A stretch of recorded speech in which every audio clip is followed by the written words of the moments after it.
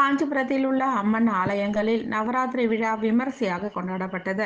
காஞ்சிபுரத்தில் உள்ள அம்மன் ஆலயங்களில் நவராத்திரி விழா விமர்சையாக கொண்டாடப்பட்டு வருகிறது.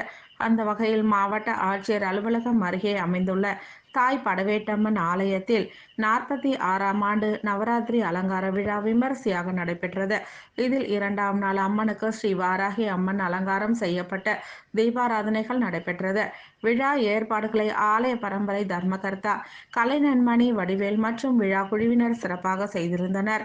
இதேபோல் பூவரசந்தோப்பு தெருவில் அமைந்துள்ள அன்னை ரேணுகாம்பாள் ஆலயத்தில் நடைபெற்ற நவராத்திரி விழாவில் அம்பாளுக்கு தங்க தாரணி அலங்காரம் செய்யப்பட்ட சிறப்பு தீபாராதனைகள் நடைபெற்றது.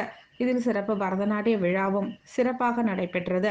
இதேபோல் பத்ரகாளி அம்மன், தீபாஞ்சி அம்மன், காஞ்சி காமாட்சி அம்மன் உள்ளிட்ட பல்வேறு ஆலயங்களில் நவராத்திரி விழா விமர்சையாக கொண்டாடப்பட்டது.